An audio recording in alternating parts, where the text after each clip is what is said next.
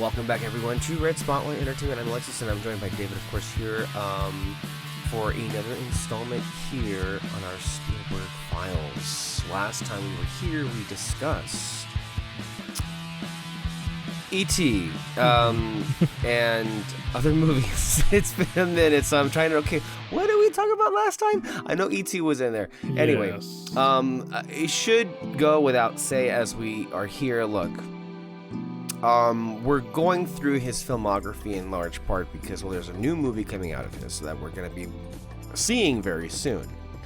I also am just somebody who has been very fascinated with his works and has responded very much greatly to a lot of his works. As already we've been saying, what an amazing run. I mean, up until this point, we've already covered movies like E.T. the Extraterrestrial, Close Encounters of the Third Kind, Raiders of the Lost Ark, and Jaws. I mean, it's like you just keep saying, keep pointing out hits, and this is what Steven Spielberg is. And I do want to say that it is a treat to be able to see a 79-year-old Steven Spielberg this year, just like continuing to just, this is the year that he got his EGOT status. He has a really big summer movie coming out this year for the first time in a very long time. And just to see him out there, just, not just remaining relevant, but continuing to maybe even not necessarily top himself, but just to continue to etch a lot of what he wants to say. I think it's genuinely amazing, right? And I think that's the mark of a true artist, is like, you're 79 years old and you still got things to say. And I am quite curious to hear, to read and to hear how people react to the new movie, because at the moment of this recording, we've been seeing some reactions, and I feel like, as we have already been saying throughout the last couple of episodes on this particular series, the way that people talk about Spielberg can really be interesting sometimes, because it could be something along, you would think that a lot of the conversation is, oh, he's amazing, he's great. No, I mean, yes, I think it's baked into a lot of people's minds, but it's not the slavish, cultish kind of adoration that Nolan gets these days, where he can do no wrong, seemingly. But a lot of the times, people look at him and his work with a lot more cynicism, and a lot more, I don't know what it is about people's styles these days, but I'll give you an example. And it happens, I mean, there were a couple of comments, to my surprise, that I realized this week, that people that were basically saying that they thought that the trailers for the new movie looked like shit. And I'm like, no, you got it wrong. Every other movie's trailer looks like shit. Nothing about Disclosure Day. So I'm like, are you kidding me? But it's the same thing.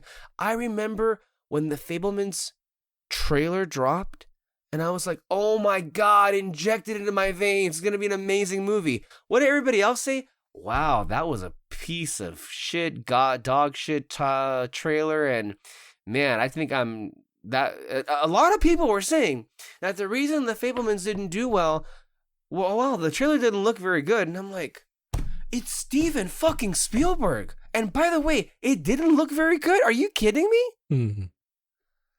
I mean, I will say, personally, I think Fabelman's trailer is better than Disclosure Day.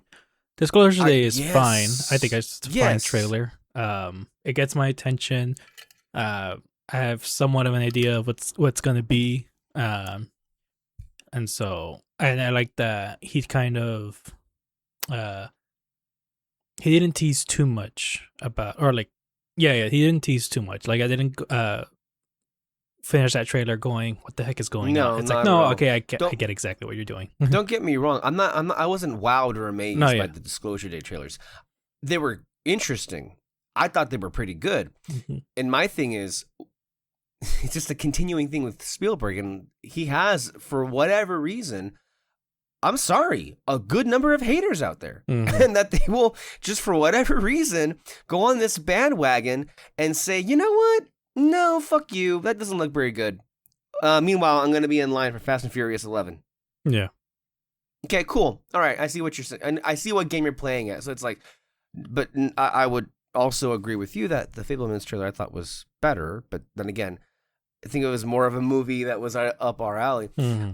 But I mean, any Spielberg movie is up my alley, but this is a Spielberg alien movie? And I gotta just tell you though, it is very, I think to me the most interesting part about the campaign so far is him and the way that he's talking about this movie, and how he's in some ways presenting it as if it were a documentary. I don't know if you've gotten that vibe, but he's just like, his whole thing is like, when I was making Close Encounters, I was like, my whole rationale was, wouldn't it be cool if this was real? And then this whole week, it's like, this is real. It's a huge turn in like what he feels about. And so I'm quite excited for how what this is going to be. And I'm also just happy that we should say that there were initial social media reactions, and for the most part, pretty positive. I don't know if I've seen too many negative ones. The most negative I've seen is that it's not better than the last two, because it already created a discourse, because the first like 4 reactions that came out were like, this is the best movie Spielberg's made in 20 years. And then immediately they were like, dude, did you even watch the last 2 movies? Yeah. Or what do you mean the best thing he's made in 20 years? And so, but that is always the crux with Steven Spielberg and like a lot of the haters that he has. And even just not even haters, but people who just don't appreciate his works post 2005. It's just like, I'm sorry. And we'll get to that era when we get to it on the show. But I don't believe the guy has ever stopped releasing quality work. I do feel from the very beginning, you can definitely levy that he can be lopsided, inconsistent sometimes. I mean, look at already.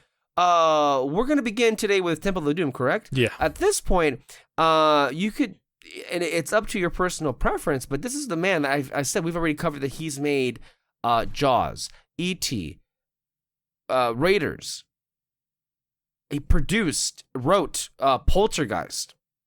Hit after hit after hit. At this point, at the beginning of the 1980s, he is on the verge of making his own movie studio. I mean, maybe not quite yet. He's going to do that in the later 80s. But he's basically setting the stone or setting the stage for that, I should say, by producing more things than just Poltergeist. I do believe that with Temple of Doom, we're going to begin with 1983 or 84, one of those. We're going to get to that. But that's not too far away from Back to the Future, which was one of the first huge trilogy franchises that Steven Spielberg produced. And when I say he produced, he was involved. He did not film. That's obviously, Zemeckis' stuff and everything. But Zemeckis very much borrowed and was influenced by Spielberg's filmmaking style when he was directing those movies. I mean, that's his entire crew as Zemeckis, but especially with, when you see Back to the Future, who is the first name that pops up? Steven Spielberg presents. But my overall point is, it wasn't always hits out of the gate. I mean, he always had some things that were like, what did you do? And look, not for nothing, I do believe that's proof that he does take swings. Mm-hmm. And sometimes he takes swings that fall flat on their face, like 1941. Yeah. Which, that was a big miss. That was a big miss. And we may not get into it today, probably in the next one, but there's another big whiff, and maybe even a bigger one, because no one ever talks about it. Like, people at least remember how big of a bomb 1941 was. Mm-hmm. No one remembers that there was a movie that he made with John Goodman, Holly Hunter, and returning with Richard Dreyfuss called Always, because... Yeah. I've never heard of it. It never, exactly. So... That's the point. So that isn't to say that we're gonna say, oh yeah, Disclosure Day is like an out of the park like hit. We don't know how we're gonna feel about it. We're gonna watch it. I'm hoping I'm gonna enjoy it. I would think that you and I are gonna enjoy it to some degree. Yeah. But let me just tell you right now, I think it is a tall order for me to say that this is gonna, like, maybe it can come close to West Side Story or Fabelmans, but I thought those films were like divine. Can Disclosure Day get there? I don't know, but I'm not gonna discount that. It's the same way with I'm talking about the Toy Story movies. That there's Toy Story 5 happening. There's a lot of anticipation for that. I'm not gonna say that it's going to like come close to how I feel about 3 or 4, because 3 or 4 are my personal favorites of the Toy Story movies. I'm curious what the reaction for that movie is too, because Andrew Stanton is a great filmmaker. Can he make this movie not feel like we're stretching well past where we should have ended? But I want to say for the record, I have threatened the entire team here. If anyone even dares to think that 5 is better than 4, we're not having a review. We're not gonna have a review. Anyway, back to Steven Spielberg. Let's go ahead and get into where we are in the timeline in his life. In the early 1980s, going into the mid 1980s. We're gonna go ahead and start off with the year 1984. And this is interesting because with Indiana Jones, as we mentioned in the last one, and I think this is very well known for anyone who's into Spielberg, is that George Lucas, very, very close, maybe his single best, Spielberg's single best friend in the entire business. But can I just also want to pause here and say that we're recording this on the day that the news broke that Lucas's ex-wife, Marsha Lucas, passed away at age 80. And we should mention her because without her, I don't believe George would have had a career. Mm-hmm. And without her, Star Wars wouldn't be a thing to where we are celebrating it the way that it is right now. She was, in a lot of ways, the singular talent that saved that film from absolute destruction, absolute obscurity. She was the editor. She was, I believe she was editing at the exact same time as one of Martin Scorsese's movies that featured De Niro and Liza Minnelli. So while she was working on that, she was also helping to cut the film Star Wars. You wouldn't have that movie without her. Mm. And I was sad to hear that she passed. And I just wanted to use this moment to honor her memory because when we're talking about these giants, we have to acknowledge their due. We have to give them their due, especially when they pass on from this world. But what I was going to say is that everyone knows that George Lucas basically stuck Steven with this little bit of a, let's just say, obligation. It was like, if you make one of these, you need to promise me right now you're going to come back and do the next 2. And this is the thing. At the time, Spielberg was in a little bit of a lull. Like, he had not yet been working on E.T. He had Close Encounters. He had Jaws, but he just whiffed it with a 1941. And so he needed something to get back on people's good graces, and George Lucas came to the rescue for just that. So then came the question is, okay, well, what do you do for a sequel? Mm-hmm. And that's always kind of the thing that's quite interesting to me is that with Temple of Doom, it is quite a really curious movie on a lot of different fronts. But one of the most curious decisions being made about it is that it's not really a sequel, as it's a prequel. Yeah. Because it takes place before the original, which is really interesting here. So this is what here are some notes for us to kind of go over here. Spielberg had said that the danger in making a sequel is that you can never satisfy everyone. If you give people the same movie with different scenes, they say, why aren't you more original? But if you give them the same character in another fantastic adventure, but with a different tone, you risk disappointing the other half of the audience who just wanted a carbon copy of the first film with a different girl and a different bad guy. So you win and you lose both ways, which Yeah, true. I mean, you can't fault him for any of that. And Mm-hmm. I will say that continues to exist, and I think it's always going to exist. Yeah. I mean, look no further than Star Wars, right?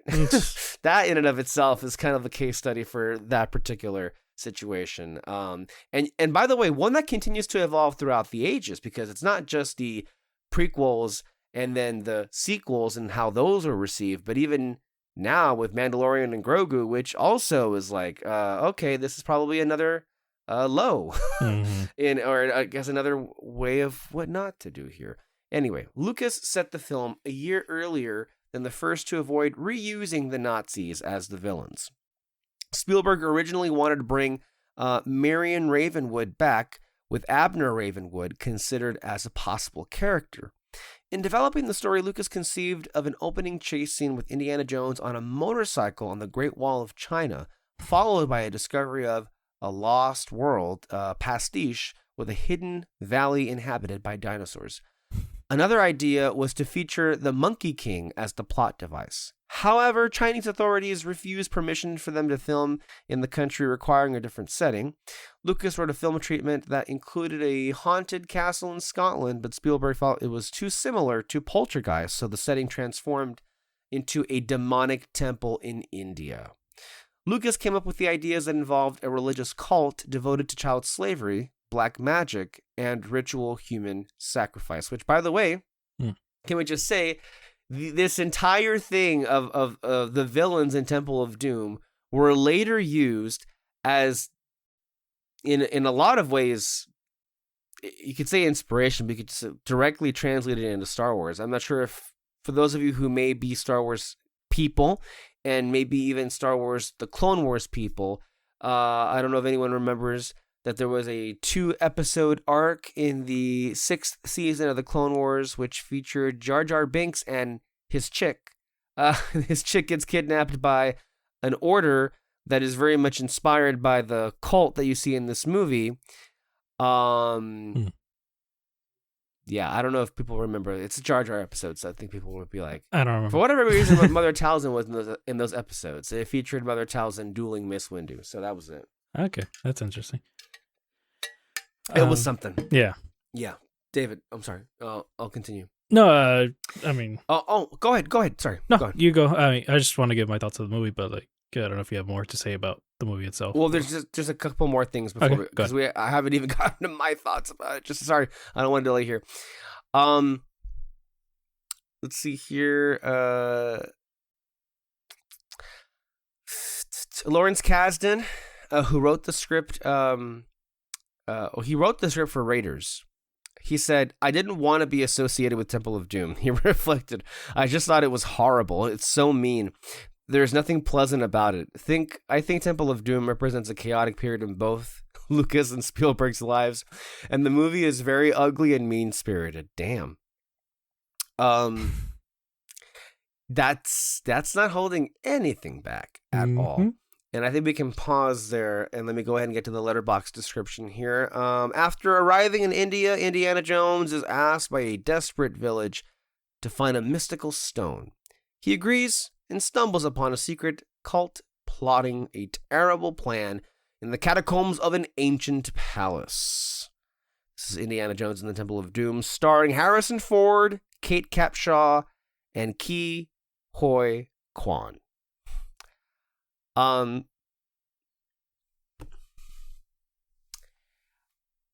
This is an interesting movie because people have really curious feelings about it.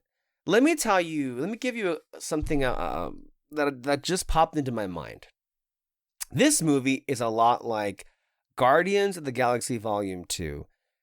And let me explain why. First of all, they're not remotely the same movie. So don't even think that I'm going there. I'm going in the way that they were received. I do think Temple of Doom has quite a number of redeeming qualities that make it an interesting watch for me. But I'm not going to say that is a universal, they're universal appealing qualities. I, for one, Kate Capshaw is very polarizing in this movie because you could just say that all her character does is scream. Yep. And you can find that annoying. And I get that. But I thought it was hilarious. I just think her whole character is, you can say she's too stupid or dumb of an inclusion to be here. But I don't know. I for the most part, found it entertaining.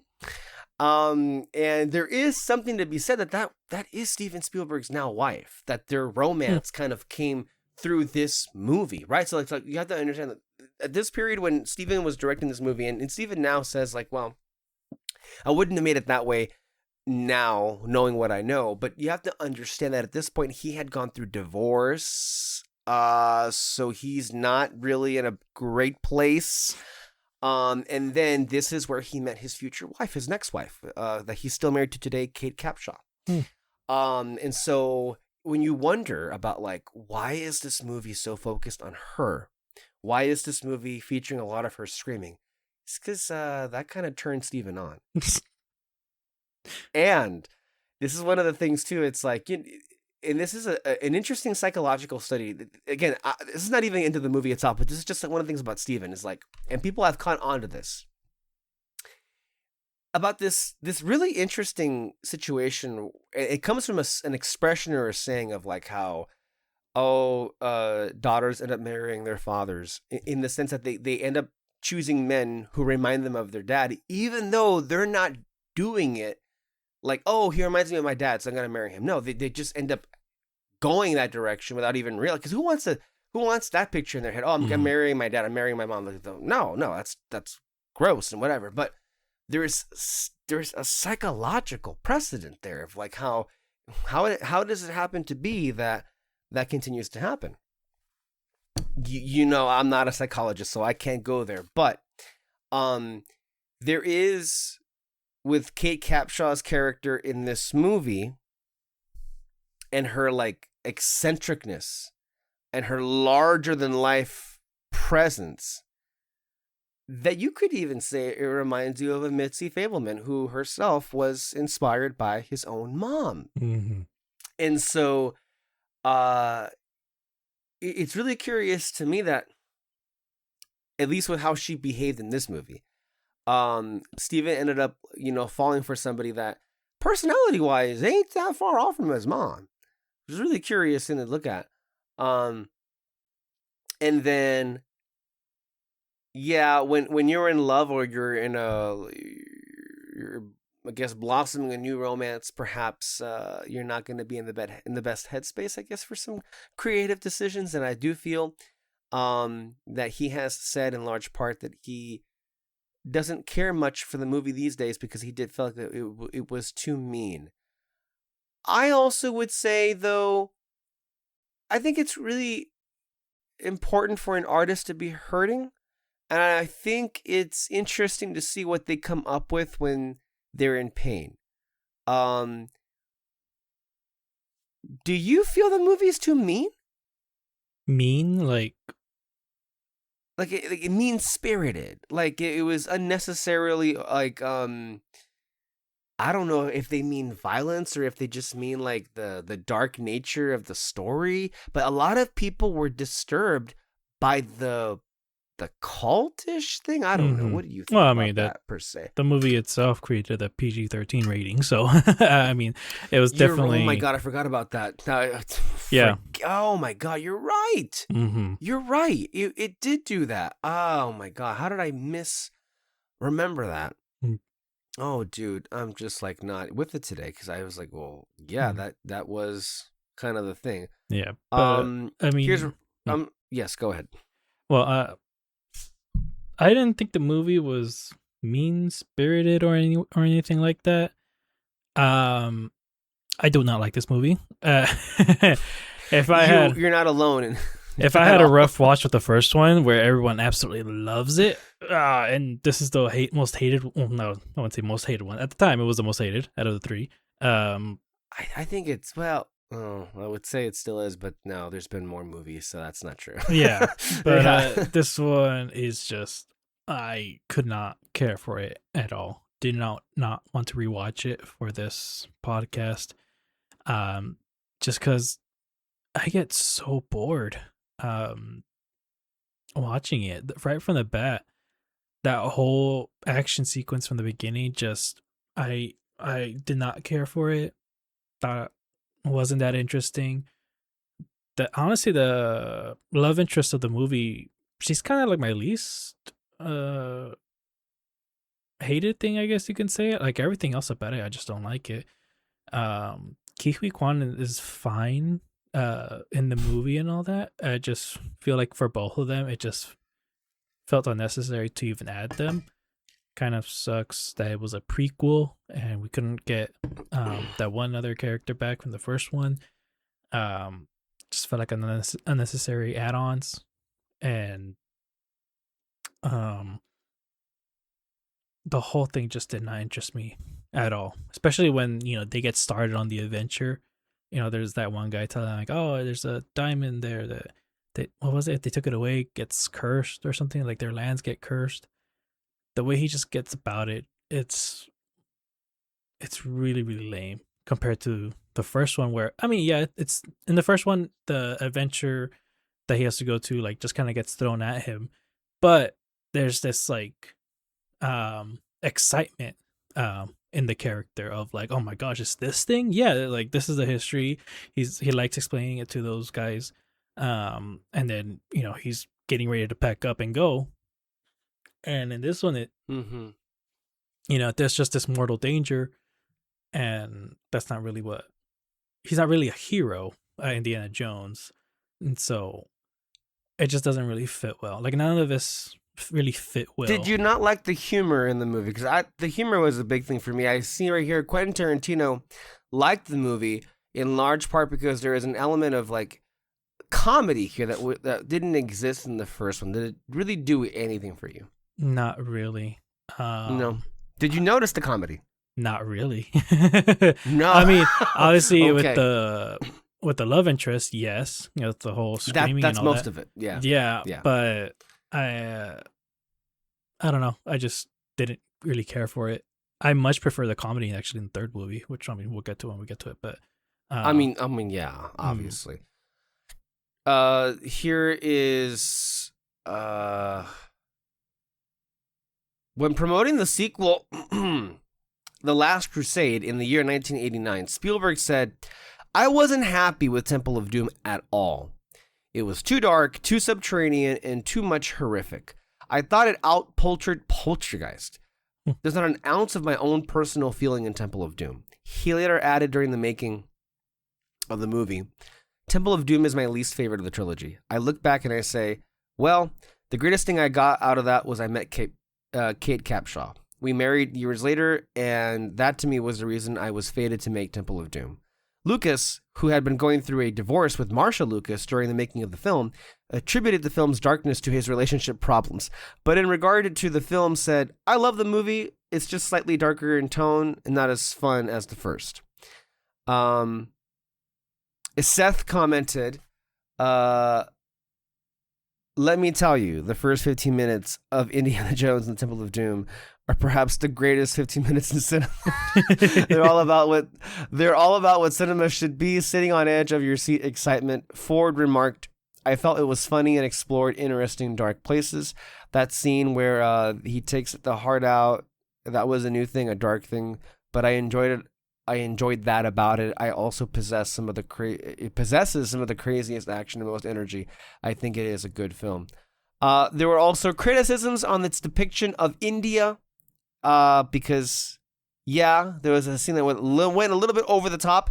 The depiction of Indian cuisine was heavily criticized, as dishes such as baby snakes, eyeball soup, beetles, and chilled monkey brains are not Indian foods. That is legit 80s comedy, and that does not play today. That is straight up like, what the fuck are you doing? That comes across as racist today if you watch that. Oh, like, yeah, flat out for sure. And honestly, even when I did, I really can't remember what I thought about this movie when I first saw it. I was pretty young about it, but really do not remember those scenes at all.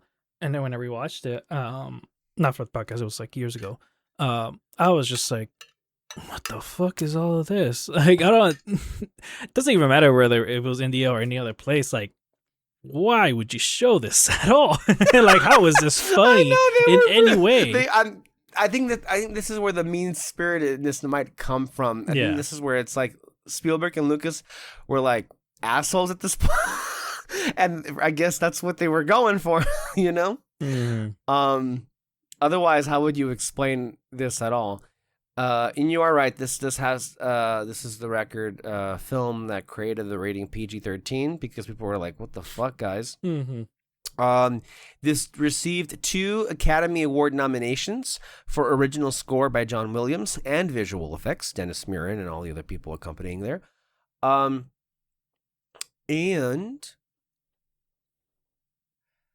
I don't know. Let me tell you, I have a complicated feeling with this movie because sometimes I watch it and I'm like, I agree with you. I'm a little bit like, okay, I'm not very interested. But then there are other times where I'm like, you know what?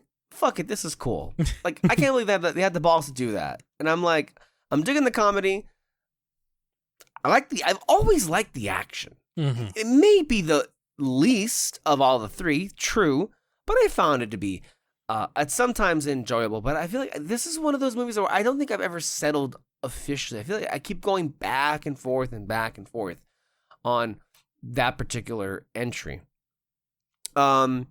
Let me read some reactions here. Okay, here's an interesting one from Brendan Cassidy.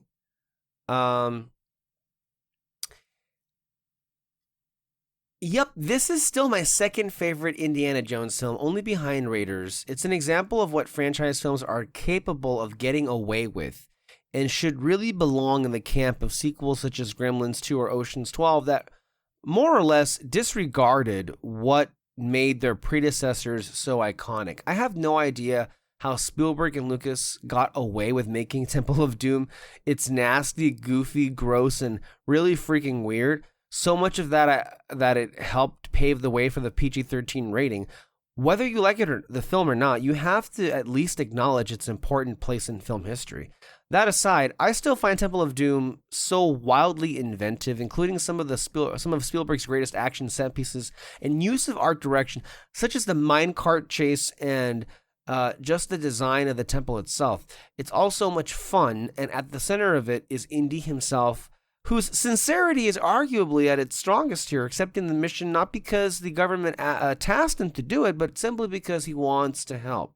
It is admittedly very controversial in its depiction of Indian culture, despite most of the film's inspiration coming from an authentic place. It may be daring, and I respect that, but the use of black magic, voodoo, and the chilled monkey brains are enough to accuse Spielberg and Lucas of ethnic misrepresentation. And then there's Kate Capshaw. She's loud.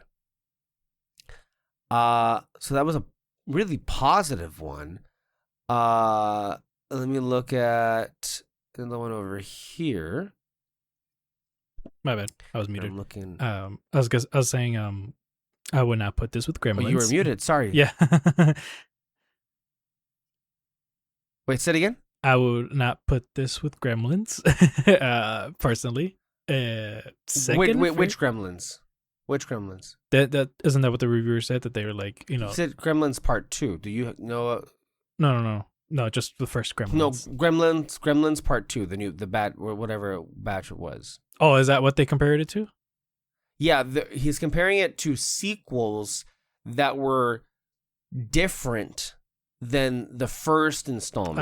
Okay, my bad. So he wasn't comparing it to Gremlins 1. He was comparing it to Gremlins 2 as like I like sequels that go for something that was like different than what most people liked about the original one, I believe is what. Okay, my bad. He was talking about. Okay, I take back what I said. My bad. But it's still, though, second favorite Indiana Jones movie. That's, I don't know about that. No, I don't. I wouldn't. No. But hey, I mean, I the whole, I guess, accomplishment is since he's made a number of these, you know, there are gonna be people who have their, preferences, right? Yeah. I will say, I will respect people who say this is their favorite Indiana Jones movie a lot more than I will respect people who say their favorite Star Wars movie is Attack of the Clones. And that's not even a question for me. Yeah, I get you're you. gonna sit here and tell me Attack of the Clones is the best Star Wars movie, give me your license to watch movies. You don't deserve to watch movies ever again. Attack of the Clones is... Do you want to talk about boring, David? That's a boring movie. That is a really boring movie. I get you. The only reason that it's not boring for some people is because, the lore, the lore whores out there that just like, but this is important because of the year. And Sifo Dyas, he wasn't even in the fucking movie. They just say his name like 10,000 times. Do you see how Star Wars is shit? Yeah. It's like it brings out the worst in people, even me. Oh my God. Sorry. Anyway, but yeah, that's the Temple of Doom there. I do believe at one point they were going to, one of the rides, they were going to use inspiration from this movie of the mine chase sequence. Which that'd be a cool ride. Yeah. If that does exist.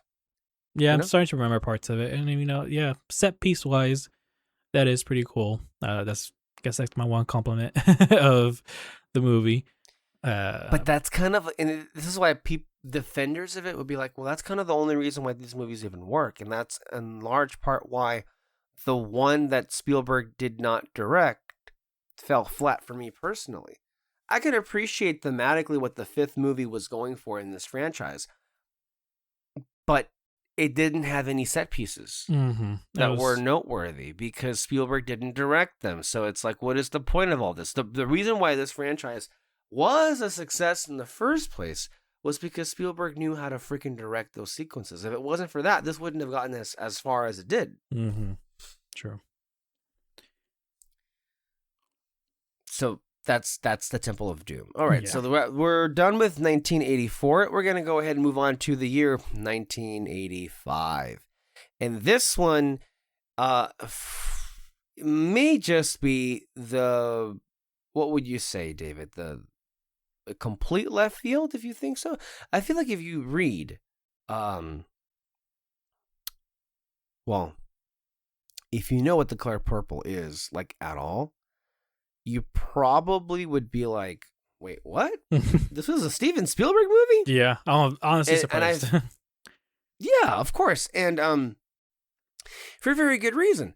This is just not what your mind goes to, where it goes when you're thinking of one of his movies.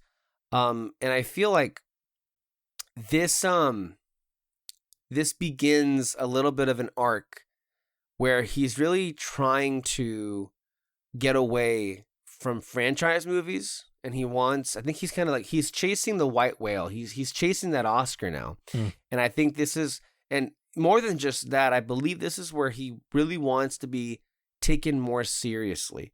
Not just as like a popular entertainment filmmaker, but as a true artist.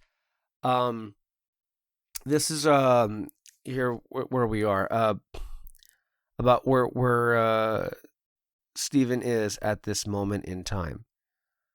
So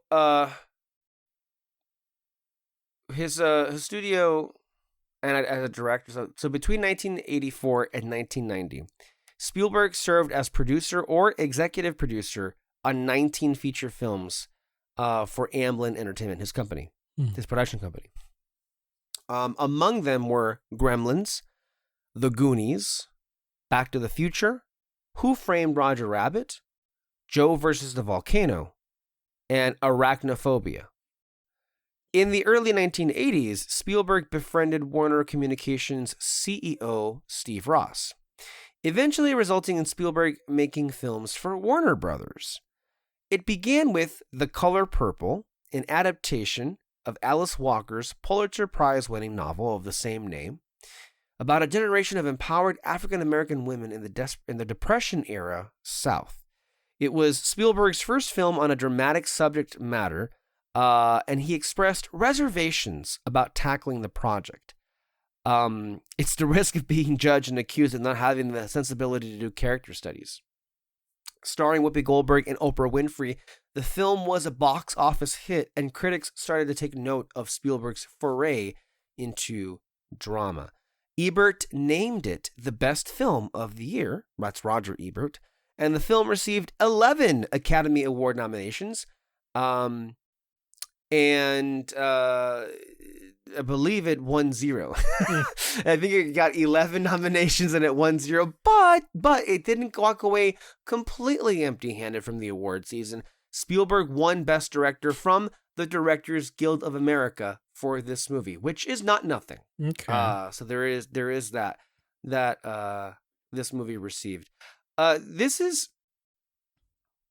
like I just said, David, a very strange project because, like,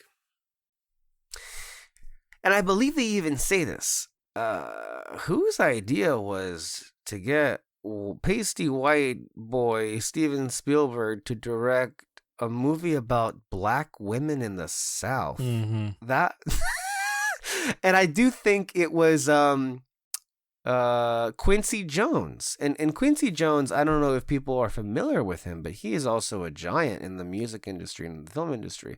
So he, produced a lot of records, had a lot of talent, his friends, a lot of people like Michael Jackson. I believe he collaborated with Michael Jackson, produced albums for him like Off the Wall, Thriller, and Thriller is the most successful album in the history of music, and that's Quincy Jones for you right there.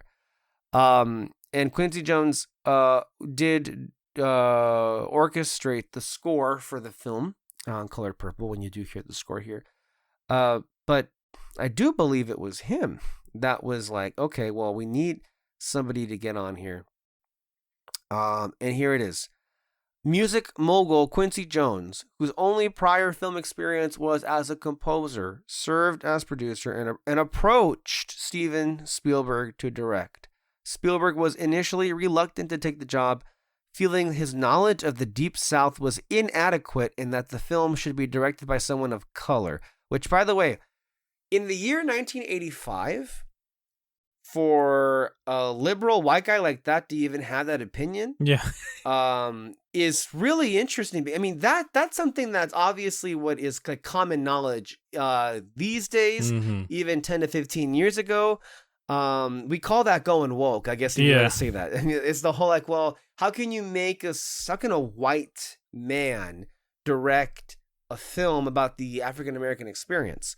Can it be done? Sure. Yeah. But I do feel like these days we're far more aware of like, okay, well, we need to call into question what that looks like, because you can get a Jack Odiard and Emilia Perez situation where it's like, this man was like, oh, I'm going to make a movie about like human trafficking and transgenderism and the cartels. And instead of going to the places that I'm going to be covering for, he's like, it's okay, I've read. I don't have to go. That was the worst thing I've ever heard at the time, man. that's the danger you could fall into. And I think it's rather, I think it speaks well of Steven that he was like, are you sure you want me for this? Like, I think maybe somebody who's actually black might have a better, I don't know, angle on what this movie would be. I mean, it's definitely a risk. I mean, for doing that, it's just luckily for them, you got someone who just truly loves stories. He's not. Yeah. Yes, he puts in like his own personal feelings, thoughts, and all that into all these movies that he makes and all that. But at the end of the day, he's gonna make the choice of what's best for the story here. Because there's even that one part in the documentary where the main character kisses that one woman. I'm not good with names, so I'm not gonna remember them.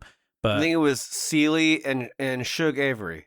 So Shug Avery or Seeley, anyway, it says in the book that Alice Walker wrote, they do explore a romantic encounter, if you will. I mean, there is a literal explicit sequence in the movie where I'm sorry, there's no other way to say it, but like Shug Avery, I believe, makes Seeley orgasm, and she's like, oh, that's how it's supposed to feel like. And I think that's what you were about to say. Yeah, David. basically that scene, Spielberg got a little bit of backlash from it on the movie because they didn't, depict that all the way as it was in the books and all that. But for him, it was like, I think it was just more important to just show the kiss, which I haven't read the book myself, but like I kind of agree with Spielberg here, and especially because when you watch that scene, the way I saw it was like, oh, okay, here's someone who finally understand what like a real connection is. You know, like she was married to that guy, never felt anything about him, never felt loved by No. him, and then here's this one woman who finally, it was just one simple kiss, but like that showed so much more compassion and love that she's ever gotten from anyone Ever. else in a long, long time. And I think that's what's more important. You don't need to go as far as the book did to show, to sort of depict that. And so I very Yeah, much like and that decision, and that's the I kind of agree with you. decisions Spielberg makes. Sorry. Yes, and no, but I'll give you another example where Alice Walker, was. This is why adaptations are a good thing, because they don't have to be the exact, same thing, and they can have differences. That's the whole point of adaptations. And Alice Walker's, book, great for going where you needed to go, because Mm-hmm. as a, I believe, queer woman of color, she, delivered the most authentic version of her story in that novel. But in her novel, and she was adamant about, like, despite the fact that Mister, which was like, the abusive husband or whatever, like, she also felt to an extent he deserved redemption, Mm-hmm. because he himself was a victim of the cycle that had kept going throughout the deep South. Yeah. That's how he was raised, and that was what the world told him he should be and how he should act. And she was trying to, like, persuade Spielberg to show moments toward the end of the movie where the film would make it more clear that not all that was forgiven, but that, the door was open for him to return from where he was. Mm. Now, and this is where versions and adaptations come into play, because I believe you also watched the 2023 musical version. Yeah. Where Alice Walker was, I believe, more able to get her way in that version, where, and I think it works because instead of having Daniel Glover, who played that character in the Spielberg movie, you had Colman Domingo, who is a far more charismatic, at least he's presented more charismatic, because Colman Domingo just has a natural charm to him, as his work.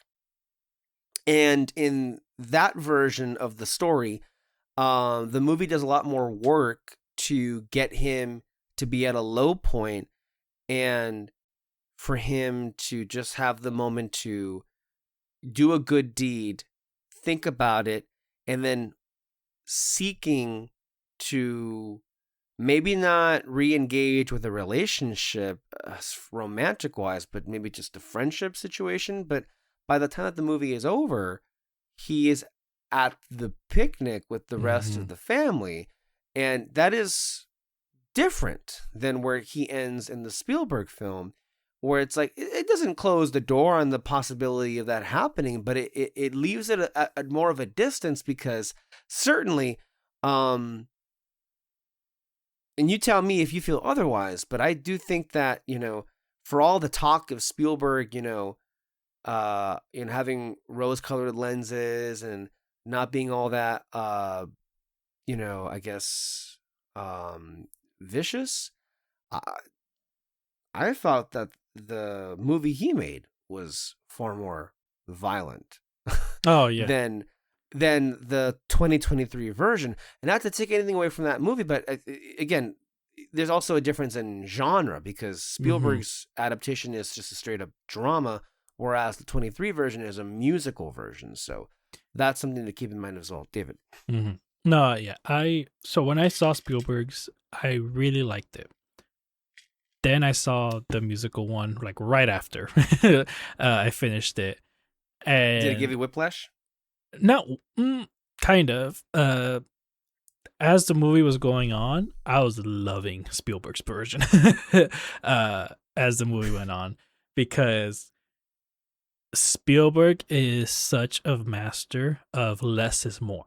You especially see it with that movie, especially if you watch both of those movies. Yes. The whole time, every time a musical number would come up, I would always ask myself, why is this important to make a musical number out of? Yes, the Hell No song is important, and when she opens up her shop, those are to me the Oh two yeah, best those are good ones. ones. And I think those are important, especially the Hell No, because something happens later on that's pretty important to the story. And then the opening the shop is just great because like that's her moment of like, fuck yeah, I'm on my own now, great. And she's doing something that she loves.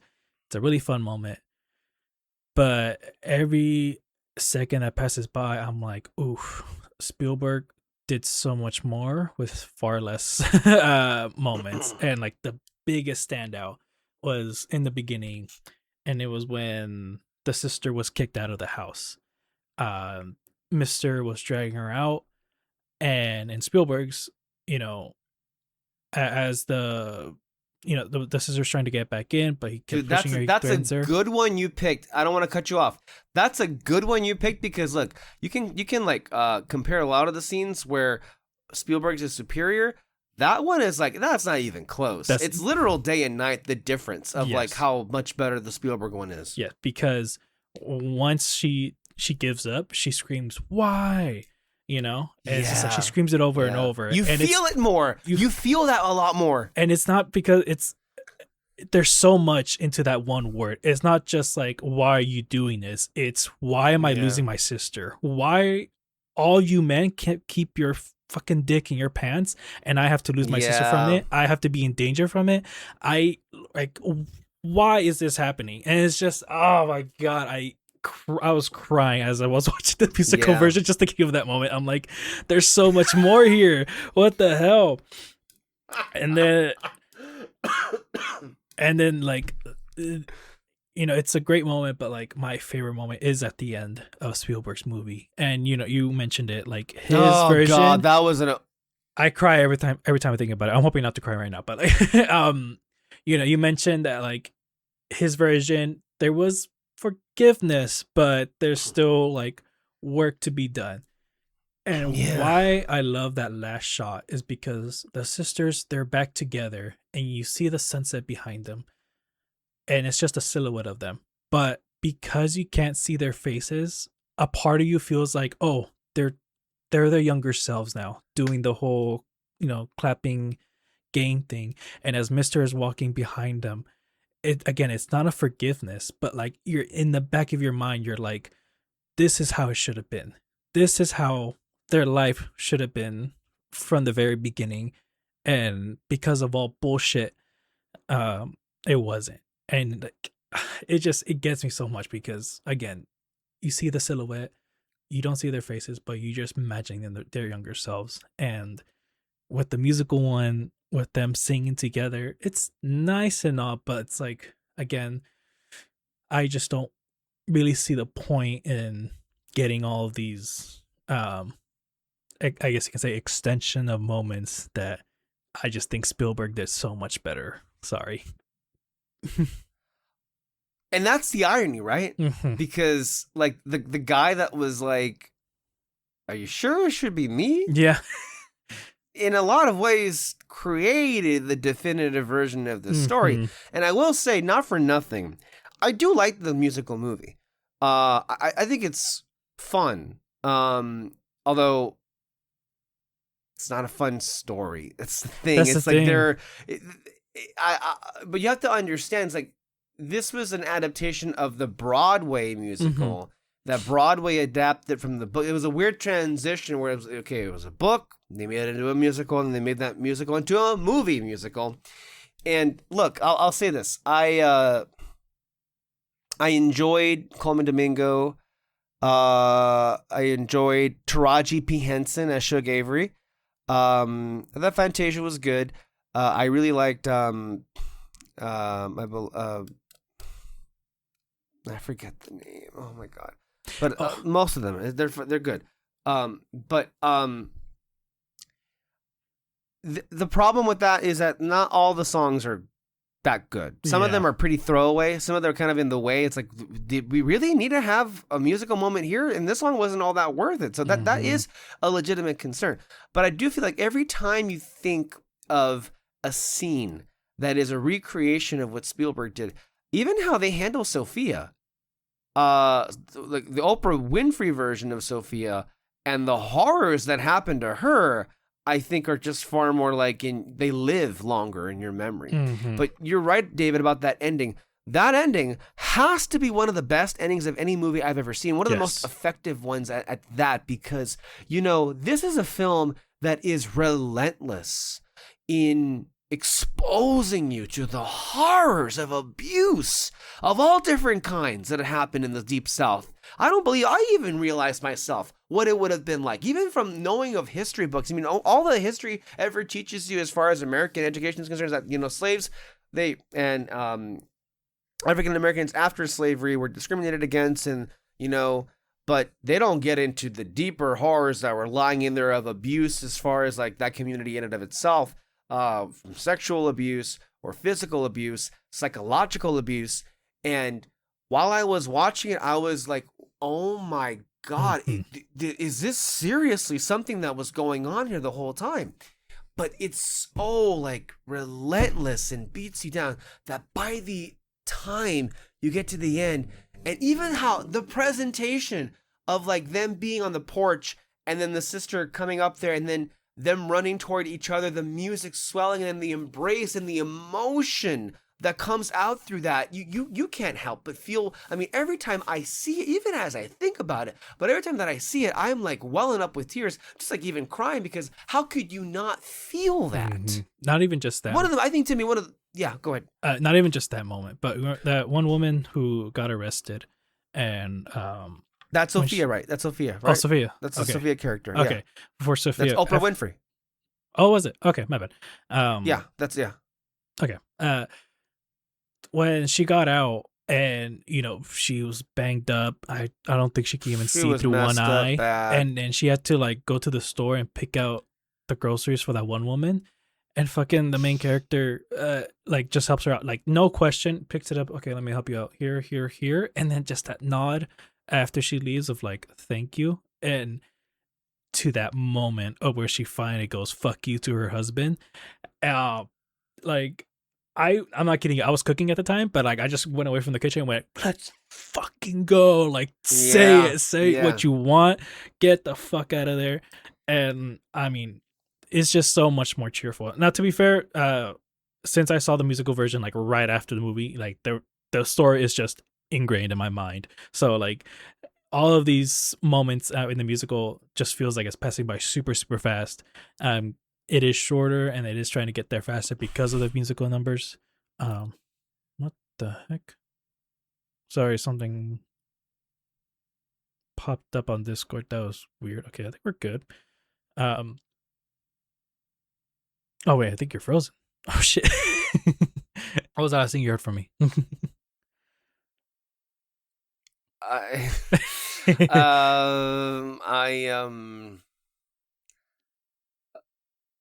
The last thing you were saying, I think you're talking about after Celie stood up to the husband, to Mister, and you were like, fuck yeah, and then you went off and did something else that it cut out completely. Okay, so I think you basically heard the last bit of it, what I was saying. Yeah, I was just super excited at that moment. Very happy for the character. I think I said that to be fair for the musical one, because I saw it like right after Spielberg's, the whole story is like ingrained in my mind.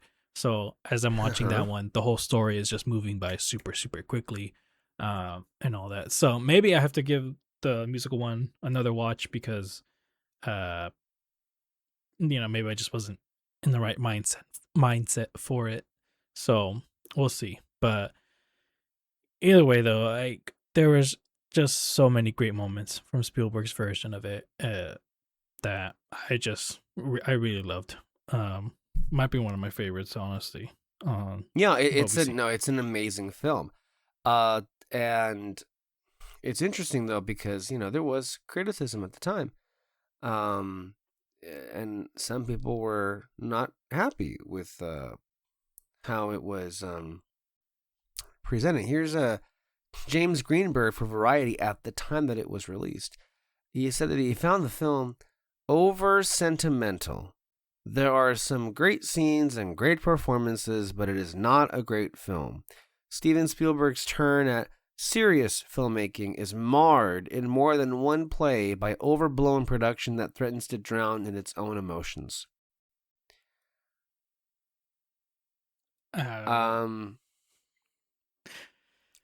Yeah, that again.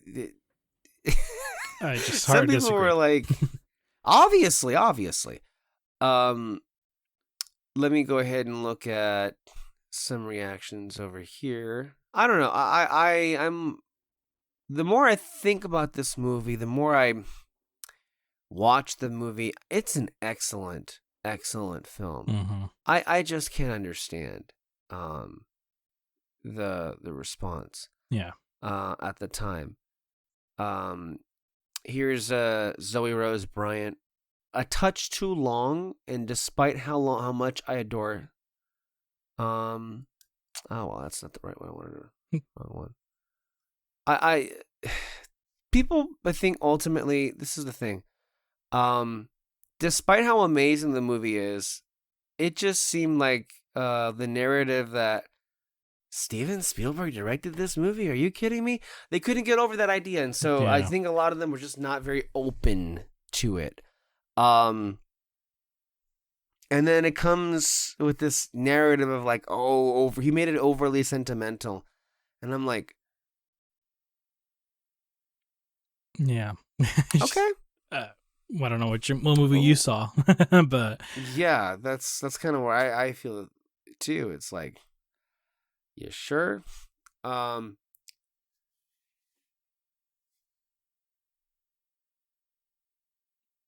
right. Well, it's really interesting though how this was received, and you could just tell though. I think ultimately that the idea that Spielberg was like trying to be serious now backfired, and the Academy punished him for that by just not giving the movie a single award. Okay. So Spielberg went to go at it again in the year 1987. Empire of the Sun, which features a very young Christian Bale. You did know that was him, right? Oh, yeah. The second I saw him, I was like, hold up. There's no way. Yeah. Yes, it is. Yeah. Like, somehow his face stayed so much the same as the young version as he is now. And it's just like absolutely insane. And how is he a great actor from that young of age to now? Like, how? Yes. How indeed is the question. To survive in a world at war, he must find a strength greater than all the events that surround him. Jamie Graham, a privileged English boy, is living in Shanghai when the Japanese invade and force all foreigners into prison camps. Jamie is captured with an American sailor who looks out for him while they are in the camp together. Even though he is separated from his parents and in a hostile environment, Jamie maintains his dignity and youthful spirit, providing a beacon of hope for the others held captive with him. So this continues Spielberg's foray into something more, shall we say, dramatic, right? As China underwent economic reform and opened up the American film industry, they opened up to them. Spielberg made Empire of the Sun in 1987, the first American film shot in Shanghai since the 1930s. It is an adaptation of J.G. Ballard's autobiographical novel about Jamie Graham. David Lean was originally set to direct, with Spielberg producing. For those who are not aware, David Lean is the director of one of the best movies ever made, Lawrence of Arabia. Just in case anyone was, cared about that. It was written by Tom Stoppard and co-starred John Malkovich as an American Experto arte. Critical reaction was mixed at the time of the release, of course, right? Criticism ranged from overwrought plot to Spielberg downplaying of the disease and starvation. However, such random takes here. It's like, what? However, do you see why when a narrative sets in, it's hard to overcome that. Mm-hmm. However, Andrew Saris named it the best film of the year and later included it among the best of the decade. The film was nominated for 6 Academy Awards, but a disappointment at the box office. Ian Alterman of the New York Times thought it was overlooked by audiences. Spielberg recalled Empire of the Sun as one of the most enjoyable films to make, his most enjoyable films to make. And then Thompson called it a great work through and through, and the first very clear sign that Spielberg, the showman, was an artist too. Let me, if you don't mind, David, let me look further into just something before I turn it over to you and your thoughts. But I'm curious to see of what people were saying here, because that critique was strange. Mm-hmm. Critical reaction was not universally affirmative. Richard Corliss of Time stated that Spielberg has energized each frame with elusive legerdemain and an intelligent density of images and emotions. Janet Maslin of the New York Times and Spielberg's movie-conscious spirit gave it a visual splendor, a heroic adventureness, and an immense scope that make it unforgettable. Okay. All right. So Tom Stoppard, blah, blah, blah. Okay. So let's see here. Roger Ebert gave a mixed reaction, writing, despite the emotional potential in the story, it didn't much move me. Maybe like the kid, I decided that no world where you can play with airplanes can be all that bad. On his TV show with Gene Siskel, Ebert said the film is basically a good idea for a film that never gets off the ground. Siskel added, I don't know what the film is about. It's so totally confused and taking things from different parts. On one hand, if he wants to say something about a child's eye view of war, you got a movie made by John Borman called Hope and Glory that was just released that is much better and much more daring in showing the whimsy that children's view of war is. On the other hand, if the film wants to hedge its bet and make it like an adventure movie, so you've got like Indiana Jones. You tell me, David, if you feel like this is becoming a little bit of Agents of S.H.I.E.L.D. like derangement syndrome, because like I see no reason for any of these criticisms, because when I first saw Empire of the Sun, I was like, what am I watching? Mm-hmm. What is going on? And then when it ended, I'm like, no, yeah. That's what a movie. What a movie. I mean, that's the thing with Spielberg's movies, especially with, at least for like these very serious ones. Like he really makes you feel like you're going on an adventure, whether it's good or bad. I mean, and what I mean is like whether it's like, you know, I guess more so like if it's whether it's rough or super adventurous, like Indiana Jones or something like that. Like you are on a journey, with these characters, and when you get to the end of it, you like feel the weight of it, basically, and that's what Empire of the Sun was. I understand the criticism of like something about the plot maybe throws them off a bit, because you really are just like going from one scene to the next. And one thing I was very much picking up on this is like how he transitions to the next scene. Like he very much always like gives you a little hint of what's gonna happen next. Like the biggest example is when you know, he was he was next door to this couple, and the lady there was just like, you know, it's about time, you know, you probably get your own space, you're not a kid anymore. And then something like, not towards the kid, but like something sexual happens next to him and all that, and like that's kind of how he transitions to like, it gives you an idea of like what's probably going to happen next. And that was very much a standout thing in this movie.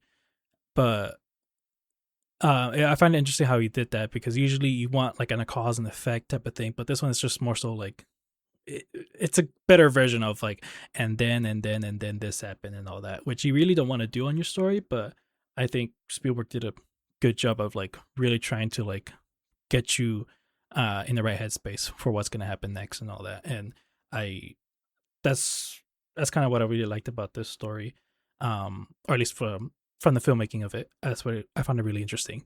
From the story itself, though, uh, fucking Christian Bale fucking kills it. Like that moment of him just the. Do we even need to say more? I know, like he crushes it. Like the whole film is on his shoulders, and again, this really goes back to, yes, an incredible actor. Spielberg, I don't think ever like misses when it comes to just finding unknown talent, unknown child talent, and then focusing the whole film on that actor's shoulders. Yeah. I mean, you're with that character the whole way through. I mean, it's like, sure, as you say, presented at first like an adventure, but in a way that is just far more. I guess you do take it more seriously because this is a real story in a way. Like this could have happened in the real world. In fact, this did happen in the real world. I mean, like the horror stuff that happens in here is like, I mean, it's, to me, with Color Purple and Empire of the Sun, these two movies are very, very important stepping stones to getting to Schindler's List. And you see Schindler's List to a lot of people, they were like, well, where did that come from? Yeah. It was always there. And if you watch Color Purple and Empire of the Sun, you can tell he's been working his way to that. Yes. And it would not be that movie if it wasn't for these two at all. For sure. But for Christian Bale, like, to go from how the synopsis portrayed him, a very privileged child, to where he gets to in the very end, you really feel the weight of it, of everything that happens. And those moments, though, where Spielberg always does best, of those little moments of, I guess, hope and just moments of peace, I guess you can say. Like the moment where he sings to those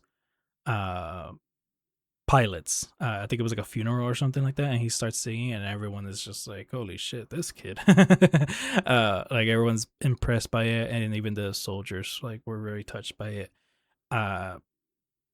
Those moments, Spielberg always does the best on those, and yeah, I don't understand the criticism for it. Those criticism, again, I understand the criticism of like how the plot is moving along might have thrown them off a bit and all that, but everything else, I just don't understand. But yeah. Here's Patrick Willems on Letterboxd, kind of poking a little fun at what you were saying there. It's like, critics, when will Spielberg ever grow up? Spielberg, here is my movie about a child being permanently traumatized by the horrors of war in a prison camp. Critics, ugh, more kiddie bullshit. Grow up, Steve. Oh my god, he can never win. Just no, that's what I'm saying. Why? He can't win with these people. It's like, what? It's like he's doing exactly the things that they want him to do, and then we get here and yeah. Hello. Anyway, here's an interesting one here. J.D. Duran from In Session Film. He says, Empire of the Sun is a film I've been liking more and more as I grapple with it. Fundamentally, there are tonal shifts here that are jarring, and I'm not convinced they all work, but Spielberg seems to be very intentionally tiptoeing this line of harrow and whimsy, which makes sense given that the film is from a child's perspective. If you remove that, along with some narrative redundancies in the back half, and I like what Spielberg is doing here. In particular, there are some compelling ideas here on identity, jingoism, and how Jim demonstrates honor without aligning with nationality. He's British, obviously, but he never set foot on British soil. He currently lives in China, but he reveres Japanese pilots more than anything else. Eventually, they become his captors, and yet that never dissipates. The scene where he honors kamikaze pilots by singing the Japanese national anthem is really telling about how he views bravery and the Japanese Zero, which is fascinating when immediately after a group of P-51 Mustangs show up and destroy the camp, only for Jim's allegiance to swing completely the other way. He becomes enamored by their elite prowess and airmanship. There's not a single moment there where Jim's identity coexists with jingoism.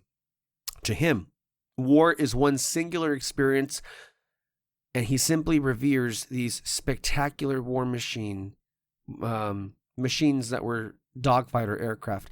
Not that the national pride is a bad thing, although it certainly can be, but it's interesting to me how Jim's ignorance of it, because of his adolescence POV, renders his identity kind of murky. Not to mention the craft here. The cinematography is exquisite. Williams is excellent as always.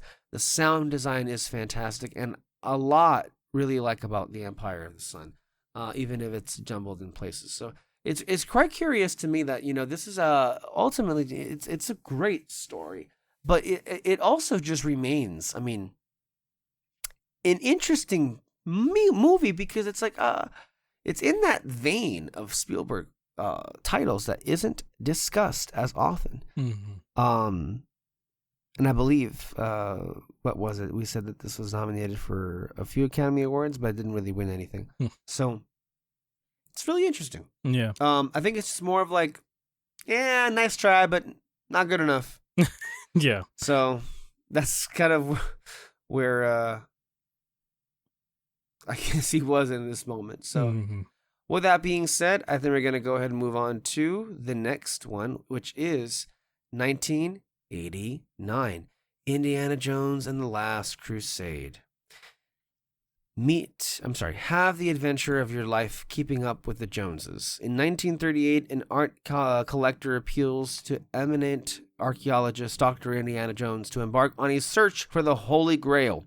Indy learns that a medieval historian has vanished while searching for it, and the missing man is his own father, Dr. Henry Jones Sr. He sets out to rescue his father by following clues in the old man's notebook, which his father had mailed to him before he went missing. Indy arrives in Venice, where he enlists the help of a beautiful academic, Dr. Elsa Schneider, along with Marcus Brody and Sala. Together, they must stop the Nazis from recovering the power of eternal life and taking over the world. Let me move back to where I was over here. Okay. So, in 1989, Steven intended to direct Rain Man, but instead directed The Last Crusade to meet his contractual obligations. Producer Lucas and star Harrison Ford returned for the film. A longtime James Bond fan, Spielberg cast Sean Connery as Jones's father, Henry Jones Sr. Due to complaints about violence in Temple of Doom, Spielberg returned to more family-friendly fare for the third installment. Last Crusade received positive reviews and was a box office success. It was his biggest hit since E.T. Biographer Joseph McBride wrote that it was a comeback for Spielberg, and Spielberg acknowledged that the amount he has learned from making the Indiana Jones series. Roger Ebert, wrote that if there is just a shade of disappointment after seeing this movie, it has to be because we will never again have the shock of this material seeming new. Raiders of the Lost Ark, now more than ever, seems a turning point in the cinema of escapist entertainment, and there was really no way Spielberg could make it new all over again. What he has done is to take many of the same elements and apply all of his craft and sense of fun to make them work once again, and they do. This is Indiana Jones and the Last Crusade. To many people, they would probably say this is the best movie in the series. I do feel like this one has great set pieces, as the Spielberg ones do, but it also has an added element with the father. And I guess you might even argue that this has the most character of the Indiana Jones films in that regard, if you want to consider it, that way. Mm-hmm. I had the pleasure of watching this movie in a theater last year, and I had an absolute blast Nice. because for one, far be it for Spielberg to make a boring movie, but this one, the dynamic that they have here between Henry Jones Sr. and Indiana Jones is like, I mean, you can't really like beat that now, can you? It very much felt like, okay, well, if there was one more story to tell, what would it be? And in many ways, it really should have been left at that. Yes. Because what came after, you know. Anyway, David, go ahead. No, yeah. I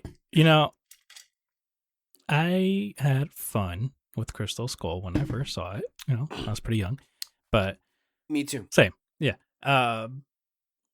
But for sure, it should have ended with Last Crusade. Not just because of what happened with the other two movies, but because it's just a perfect cap off. I mean, you got the main character. The last shot. Yeah. Riding off into the sunset. Exactly. My exact words right there. And also this is just the best one out of all of them. I hated the second one. I get bored of the first one, but I understand the likes of it, So, but to cap it off with that one, it really is just a fun adventure for sure, from beginning to end. I love the relationship between Indiana and his dad. Especially that moment of they were in that blip or something, and Andy was just like, "We never even talked." I was like, "What do you mean? We talked plenty of times and all that." And he's like, "Yeah, right, just about like history, like never about anything else." And he goes, "Okay, fine, talk." And Andy's just like, "Well, I don't know." It's just like I love that moment. It's funny, but also shows like how much just they cannot connect and all that. And you like that journey from the very end, and all that. So this is for sure one of the best ones. Also love the beginning. And also, at least for my opinion, everyone should know, I watched this one first. I went backwards in watching these movies. I started with The Last Crusade, ended with Raiders. Okay. And so that might have had an effect to it. I don't know. But I do love the beginning of the movie also, of that little background story of basically how he became who he was and all that. It's super fun, and I almost wish we had at least more of that. But yeah, this is like I mentioned with Empire of the Sun, like he knows how to make an adventure, or at least make you feel like you went on a journey, and that's really what this whole trilogy is, despite its flaws. And yeah, it's fun. But there's also more in this movie that I think speaks to Spielberg's mind because, like any great artist, he's pulling from a real place. Mm-hmm. In a lot of ways, the relationship that Indiana has with his father very much mirrors what I think at the time Spielberg felt about his own father. Mm-hmm. And that, was a theme in a lot of his films. Here's something that speaks about the movie's themes. A son's relationship with his estranged father is a common theme in Spielberg's films, including E.T. and Hook. The film's exploration of fathers and sons, coupled with its use of religious imagery, is comparable to other 1989 films, Star Trek: The Final Frontier, and Field of Dreams. Writing for the New York Times, Karen James felt the combination in these films reflected New Age concerns, where the worship of God was equated to searching for fathers. James felt that neither Indiana nor his father is preoccupied with finding the Grail or defeating the Nazis, but that rather both seek professional respect for one another and their boys' own adventure. James contrasted the temple's biblically epic destruction with the more effective and quiet conversation between the Joneses at the film's end. James noted that the Indiana's mother does not appear in the prologue, being portrayed as already having died before the film's events even began. That to me is kind of the element here that makes this more special, especially when you know the history of Spielberg's family, and then also you watch Fabelmans. You can't help but think of that in your head. In that I don't really believe, maybe it wasn't at this point, but I'm trying to remember where exactly there was like a complete reconciliation. Spielberg talks about like, there being 15 years where like he wouldn't speak much to his father, but I think it was around this time, and I think you see it actually happen in the movie, where Spielberg, it wouldn't surprise me if this was the time when he was beginning to like talk to him again and having him begin his life, because through this film, you are seeing that dialogue of understanding, and you do see moments where Indy begins to understand his father and begins to remembers why he admired him in the first place. It's a really sweet story. Mm-hmm. And it doesn't really get I don't believe we get an official movie that I think Spielberg makes completely to honor his dad, I think for another 10 years from this date, which would be in 98 for Saving Private Ryan. But that is another added element that his last movie, just like, well, I can't not see that anymore now that I know that it's there. Like just very much out in the open. Mm-hmm. But I do believe you are correct, though. I think that when I think of Indiana Jones, this is the one that I keep coming back to the most. And while I enjoy parts of Crystal Skull, and I remember liking it when it came out, I'm like, I think ultimately that's kind of the thing that worked against it so much. Is not that it was lacking, which it very much was, but the fact that it just exists. Mm-hmm. And I mean, is kind of. I really don't think it's a coincidence that we enjoyed this movie and find Crusade to be our favorite, because so much of the comedy in Crusade is just the exact same as Crystal Skull. You even have that scene of Indy's son riding the motorcycle, and he like somehow they escaped from these bad guys, but like it was the son's idea and all that. And there's a moment where he's like, "Yeah, I did it." And he looks to Indy, and Indy's just looking at him like, okay, don't get too excited. That's literally the exact same scene in Crusade with his dad. It's and it's really funny to watch because, or at least to think of that moment, because it's like, oh, hey, look at that. You became like your own father and all that. It's funny. And so, yeah, I don't think it's a coincidence that we like Crystal or enjoy Crystal Skull, and I think Crusade is our favorite ones, because there are people who prefer Raiders over Crusade, which I find kind of surprising, because I think the relationship between in their defense, they watched it first. That's true. So that might be what it could be, That's true. Anyway, any other thoughts on this movie? It's so funny. I really like that moment. The moment where they all thought he died. He's just like, what's everyone looking at? Yeah. Well, the whole opening, right, with River Phoenix. Oh, yeah. Good too. So, yeah, it's just fun.